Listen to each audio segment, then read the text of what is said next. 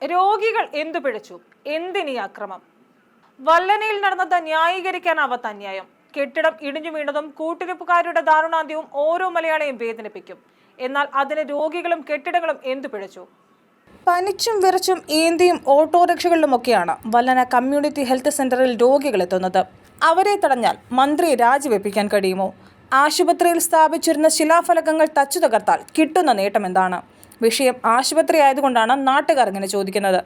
കഴിഞ്ഞ ദിവസം യൂത്ത് കോൺഗ്രസ് പ്രവർത്തകർ വല്ലന CHCയിലേക്ക് നടത്തിയ മാർച്ചിലാണ് അനാവശ്യ പ്രവൃത്തികൾ നടന്നത്. കോൺഗ്രസ് നേതാക്കന്മാരടക്കം പങ്കെടുത്ത സമരം പിരിഞ്ഞ ശേഷമാണ് ചില യൂത്ത് നേതാക്കൾ ആക്രമണം നടത്തിയത്. ഈ ആശുപത്രിയിൽ എന്തെങ്കിലും കാര്യമായ വികസനം നടക്കുന്നത് കഴിഞ്ഞ 8 വർഷത്തിനിടയിലാണ്. ഇപ്പോൾ 2.5 കോടിയുടെ ബഹുനില കെട്ടിട നിർമ്മാണം അവസാന ഘട്ടത്തിലാണ്.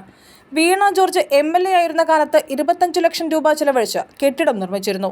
അതിനു മുമ്പ് S. രാമചന്ദ്രൻ പിള്ളയും CS സുജാതയും നൽകിയ ഫണ്ട് കൊണ്ടാണ് ഇവിടെ പുതിയ കെട്ടിടങ്ങൾ നിർമ്മിച്ചത്. ഈ കെട്ടിടങ്ങളുടെ ഫലകമാണ് യൂത്ത് കോൺഗ്രസ് പ്രവർത്തകർ തകർത്തത്.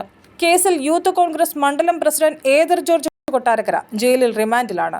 മെഡിക്കൽ സൂപ്രണ്ട് ഡോക്ടർ അഞ്ജലിയും ബ്ലോക്ക് പഞ്ചായത്ത് പ്രസിഡന്റ് അനീഷ് മോനും നൽകിയ പരാതിയുടെ അടിസ്ഥാനത്തിലാണ് ഇവർക്കെതിരെ കേസെടുത്തത്. സംഭവത്തിൽ പ്രതിഷേധിച്ച് DYFI നേതൃത്വത്തിൽ പ്രതിഷേധ യോഗം നടന്നു. യോഗം block president Sajith P. Anand ഉദ്ഘാടനം ചെയ്തു.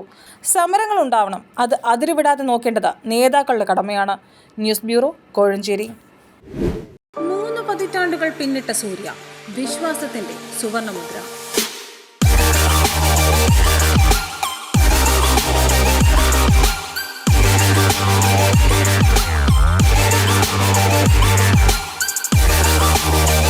ലൈറ്റ് വെയ്റ്റ് സ്വർണ്ണാഭരണങ്ങൾ ഉൾപ്പെടെയുള്ള നൂതന ഡിസൈനുകളും മികച്ച കളക്ഷനുമായി സൂര്യ ജ്വല്ലേഴ്സ്.